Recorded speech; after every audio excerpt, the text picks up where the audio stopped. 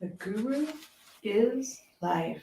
Good Monday morning. It's raining here. In fact, we've got chunky rain coming down this morning. The snow and the ice, it's kind of crazy. We thought we were heading into an early spring, and here we are, late February, and we're heading right back into a bit of winter time. But, it is still winter. Welcome to Real Estate Daily with your guru. I've got an exciting topic this morning going on. It's heating systems. And before you say, oh, how can heating systems possibly be exciting? Well, it's what you need to know for your client. Because remember, it's all about demonstrating your knowledge, skills, and abilities to your client.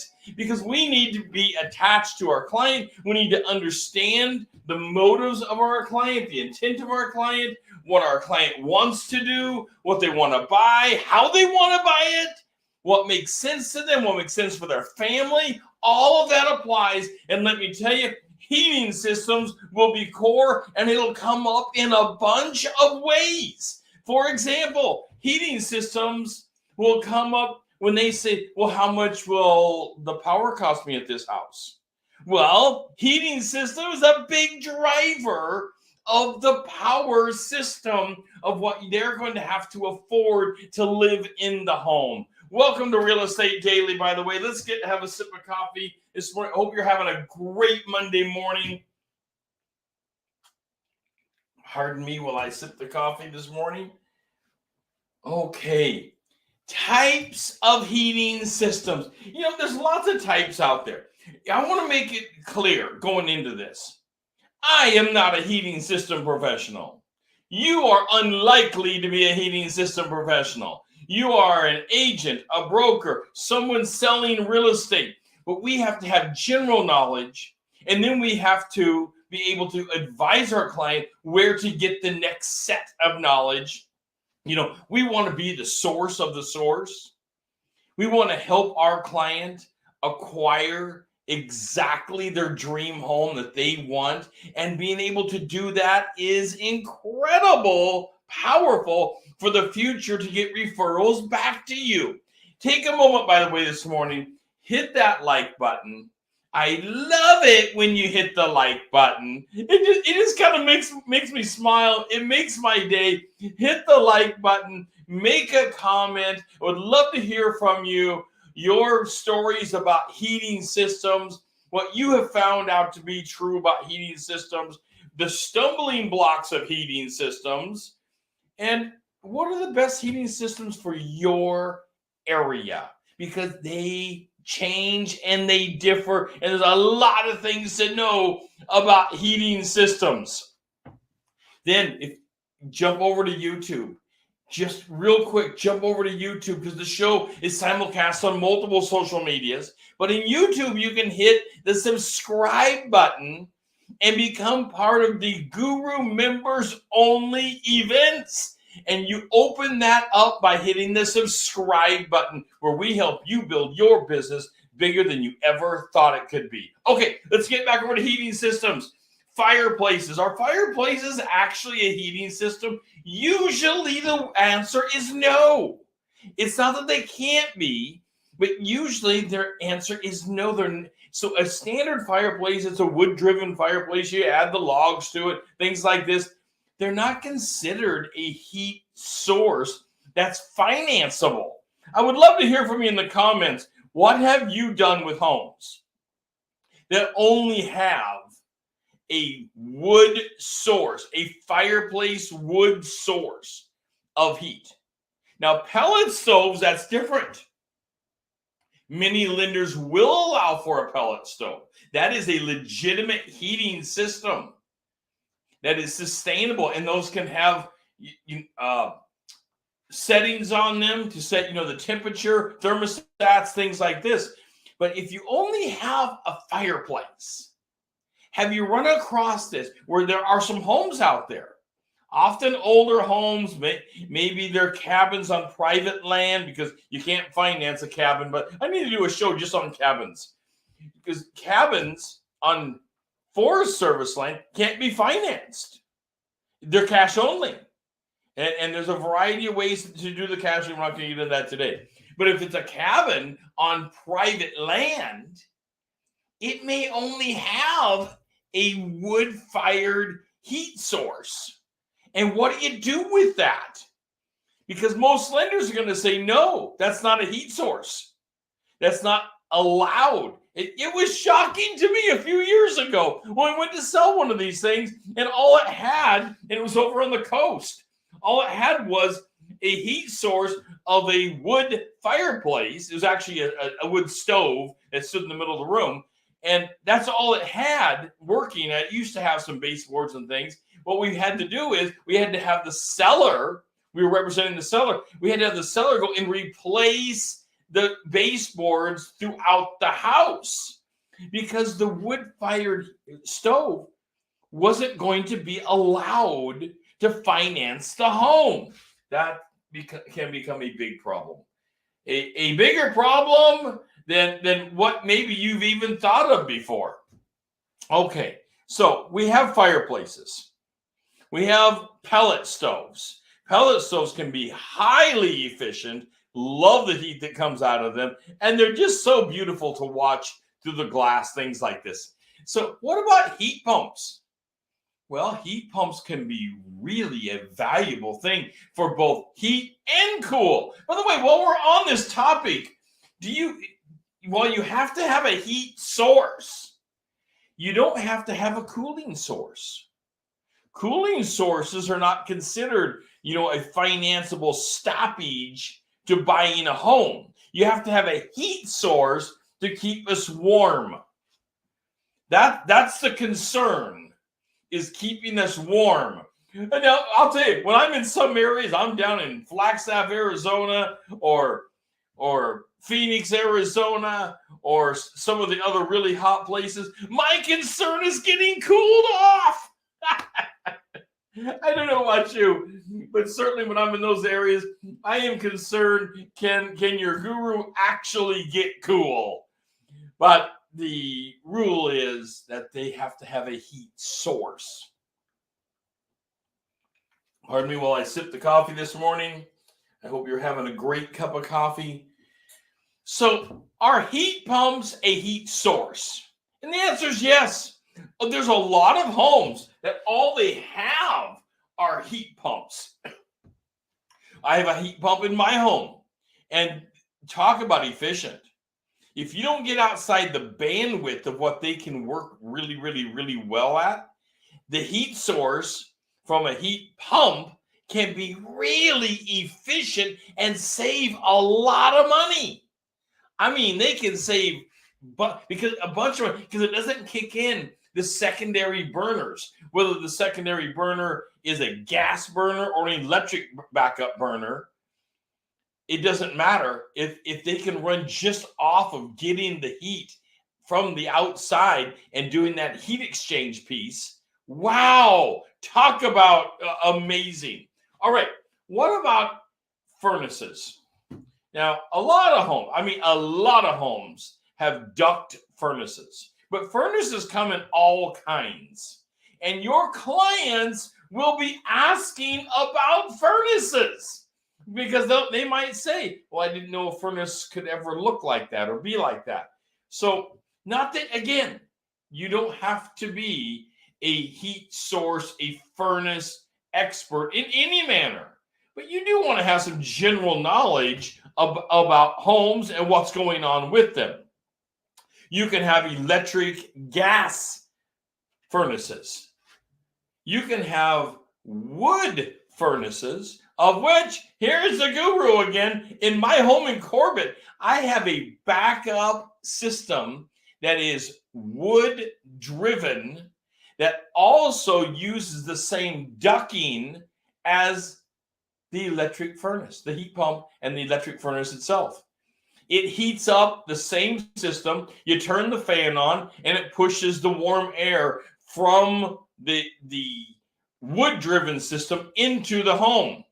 And we're not the only one with that system. They can be very, very efficient. And talk about great for a power outage. You still have heat in your home. And that is wonderful. But that's a little rare. But if you see that out there, that actually exists. It does exist. You can have wood-driven heat systems for your water tanks. All kinds of systems that's out there. I have known people that take pictures of the different systems that are out there, and this is something you might want to do, to have an album as you show homes, to pull up your album and go to your section on heat systems and show your client the different heat systems that you've run across. You can also grab some of these pictures just by going to Google. You don't have to, find a home and take your own picture sometime. You can just go to Google, find some of these different alternative heat systems that are around, just to bring your client up to speed. And all of a sudden, you are looking like a superstar in the market because you have this knowledge.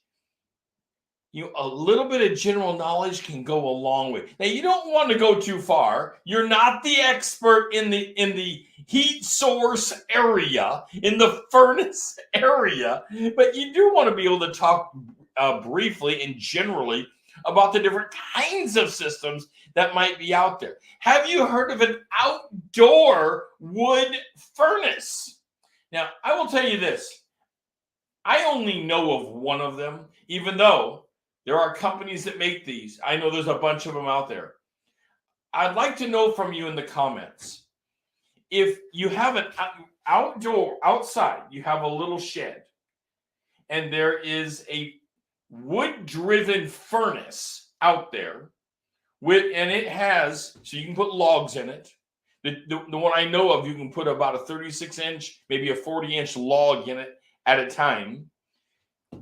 Then it seals shut, becomes an environment, and then there's a pump that takes the hot air over to the house. It's considered one of the high efficiency methods. I was surprised that it was, but nevertheless, it sends the air over very, very hot. It heats the house with no trouble. Of course, you do have to feed the wood over there to keep that going. What I don't know is, on that kind of a system, is it financeable? If you've seen this before, these outdoor wood furnaces, if you've seen them, throw in the comments. What have you seen? Have you helped someone buy one? Does it qualify for financing? Well, a standard wood stove or fireplace doesn't generally qualify for a heat source. Does this outdoor style qualify? And I just don't know. I would like to hear from you, because they're so rare out there from what I have seen. But I know this much. There's lots of them out there. All right. What about electric baseboard? People like to run down baseboard because they tend to think that it's horrible and super expensive. Actually, modern baseboard can be very affordable. The problem I think that people have with baseboard is they can't stand over it and have the heat blow directly on them and get warmed up in the morning, or come in from the cold and get warmed up. But baseboard can be an efficient style of heat, and it can be efficient to the dollars, and it can be a very warm, even heat. Pardon me while I sip a little more coffee this morning, getting going on a Monday morning. All right, so baseboards.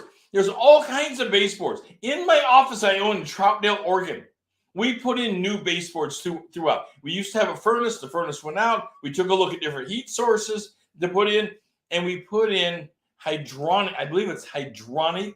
Maybe saying it wrong. It's where it has a tube of liquid inside of it. The baseboard heats up that tube, and it evens out the temperature swings that an electric baseboard would typically cause. Because they come on, they heat up, and they go on and off. But you get this other type with the fluid inside, causes a very even heating, because the fluid remains hot as it heats up and down and keeps your room very even in temperature. Yet another style of heating. Even within baseboard, another style of heating. So what about electric in the wall fan driven? These are often called Cadet Heaters, but that is a name brand. Cadet is a name brand. So there's lots of them out there, by the way. Cadet just happens to be a popular name brand. That's where you go to the wall. The electricians cut a hole in the wall, and they put this metal box in. It's a heater and has a fan. You often see these in bathrooms. However, there are homes that have one in every room, and it is their main heat source. And while a lot of these little systems will have a knob on them, so you can do the thermostat right directly on them, you can slave these systems to a main house thermostat so that they all come and go with the thermostat, so you have even heating. It is considered, yet again, another high efficiency method of heating. Now, it's not my favorite one, but certainly it is one that's out there. What about radiator heat? Radiator heat, you don't see this very often anymore. I would like to hear from some of you. Have you sold a house that has radiator heat? We would see that, when some of my schools I went to when I was a child, 3rd grade, 4th grade, 5th grade, they had a radiator that heated the room. And my desk, at least in one of the grades, was over near the radiator, and those things would get hot. I think the problem is once they got hot, how would you ever control it? But we also had homes that had radiator heat. Have you sold a home recently with radiator heat? This is a steam-driven heat, usually requires a boiler separate somewhere that's rotating the water through the system, and then the radiator heat, of course, heats the room. I don't know how efficient they are. Maybe they're extraordinarily, I don't know. I'd like to hear from you on this. But the radiator heat, boy, can they get hot. They can really, really get hot. Controlling it, at least in the school systems, was always the problem. Because once you got them hot, we would be opening the windows and it would be too hot in the room and controlling that sheet. And the teacher would be calling down saying, can you turn the boiler down? Or reroute it, or whatever they had to do. So also, what about radiant floor heat? We're going over a bunch of heat systems here this morning. What about radiant floor heat? I love it when they put in radiant floor heat in like a kitchen or a bathroom. It feels so good on your feet. It also, though, can be a major heat source. Radiant floor heat. It can be one of the heat sources of a house. You don't see it too often, at least in the Northwest. But radiant floor heat, yet another one. Now, ceiling heat. So I've told you before, your guru bought his first house when he was 19 years old. Found a private person to give me a private loan because, 19, there's no bank out there going to finance you. And found someone to do it. And that particular home had radiant ceiling heat. And I bought it thinking, this is crazy. Ceiling heat. How will I ever stay warm? And the truth is, it worked very well. And it heated the house extraordinarily well. Now, in my remodel of the house, I had a cooling system by Train of Oregon put in. And in that cooling system, of course, I had heat system put in, so I didn't need the ceiling heat anymore. But I lived there for over a year and a half before having that system put in, and the radiant ceiling heat worked really well. Now, your feet can be a little cold until it warms the whole room up. But up here, you can feel the heat coming down. I would like to hear from you. Have you sold a home recently with ceiling heat? Probably in the 80s, 70s and 80s. ceiling heat was somewhat popular. We've gotten away from it. So I don't know if there's new homes putting in ceiling heat or not. So ceiling heat, though, something that you need to think about and be aware of for your client, because you very well may be running across some ceiling heat. So there are so many heat sources. We could probably go on for a couple hours on just all the heat sources that are out there. Note, we don't have to be the expert of any of them. In fact, we're not going to be the expert of them. We're not the electrician. We're not the heat source expert.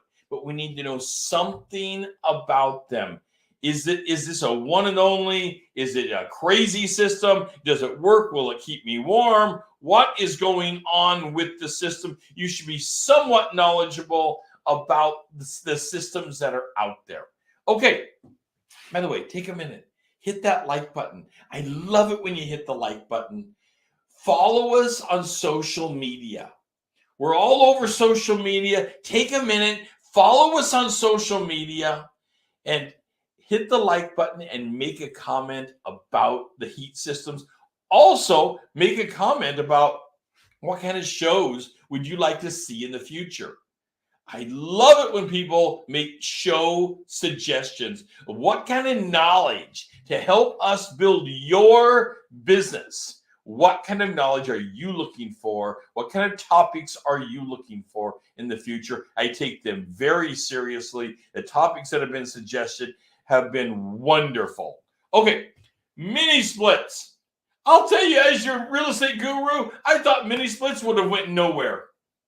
When I first seen this a few years ago, I thought, this is going nowhere. I told my wife, mini splits, are you kidding? That's just a way to get cold.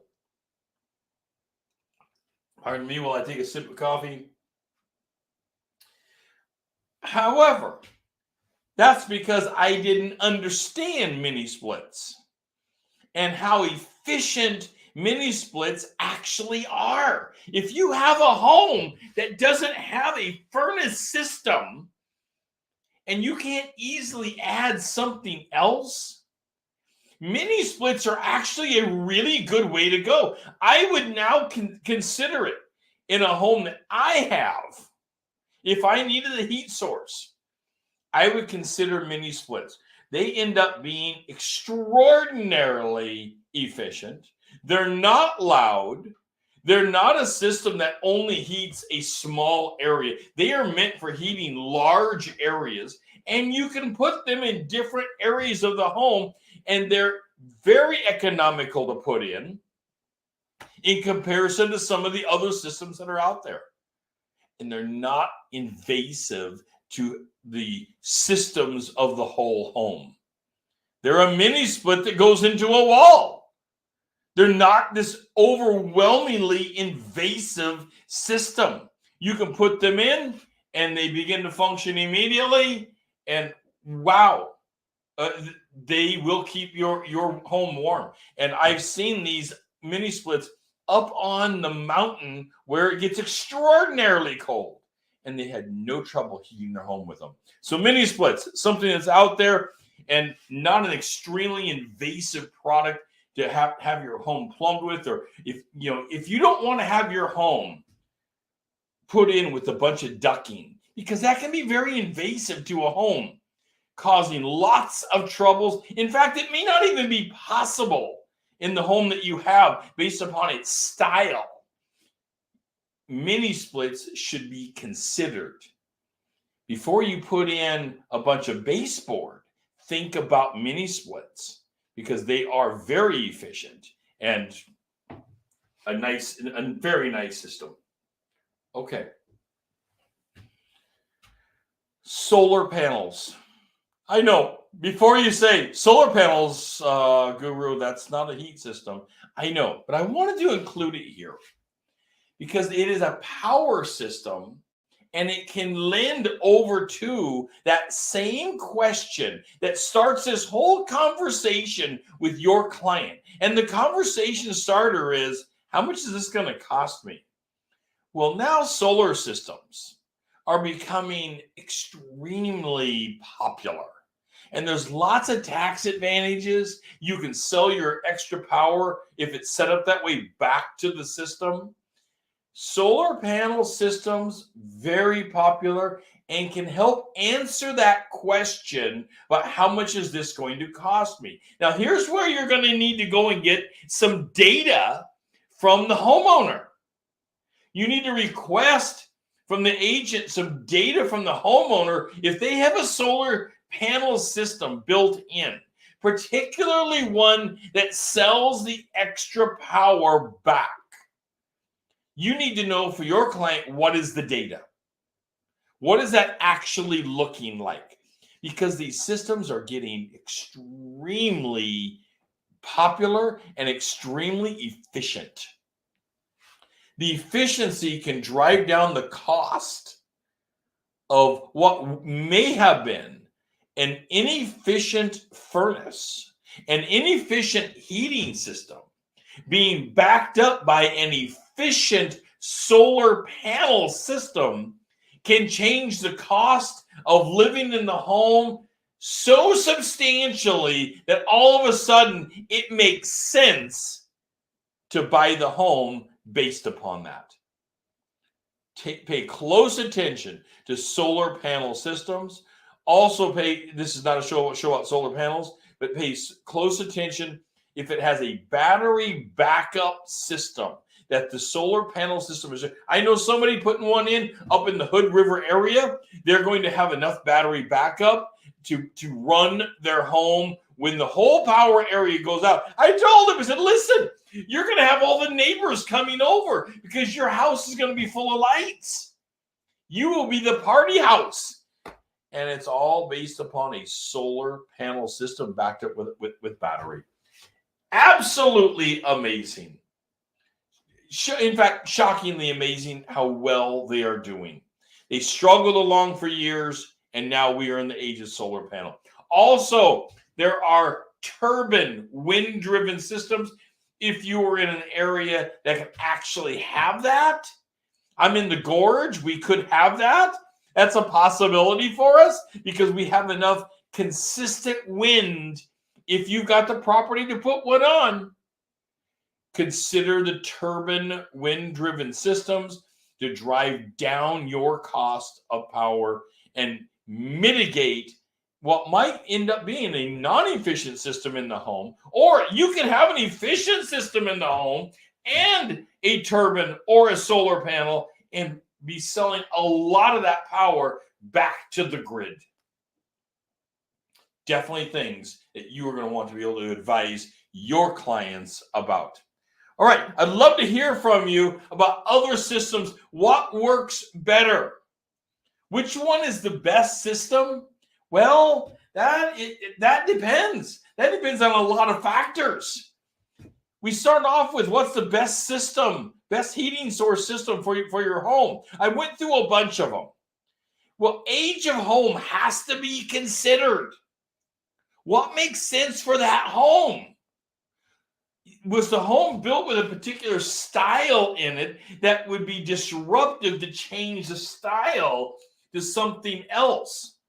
So style of home, a big deal. Location of home. My brother lives in the Minneapolis area. It's been 20 below zero up there lately. You've got to consider, if you're in an area like that, that the heating source you put in has to be able to take a 20 below beating. In the Columbia River Gorge, Northwest area, we don't get anything like that. Cold for us, we'll have a few days a year that might get down to 15 degrees and it snaps right back. Most of our temperatures, cold is 30 or 40 degrees, not 20 below. So location, you have to consider location when you're considering a heat source. What makes sense for it? Well, access to a variety of types of fuels. Maybe you're going to put in propane. Maybe natural gas isn't available to you. Maybe you don't have a southern exposure enough to put in the solar panels. Maybe you don't have wind for a turbine. There are a variety of types of fuels to drive the heating systems. And the heating systems require different amperages. All of that's going to have to be considered. You're going to have to get a specialist in to talk about this. Today we've been talking about, and we can keep going on. Today we've been talking a lot about the different heating sources and different heating systems for styles of homes, types of homes that you're in. And you need to know about these so you can advise your client the best. And you will have the knowledge, the skills, the abilities to make the relationship, understand the motives of your client, and win that deal. This is Real Estate Daily. I am your guru, and I am here to help you build your business bigger than you ever felt it could have been in the year 22, which is right now. Talk to you tomorrow.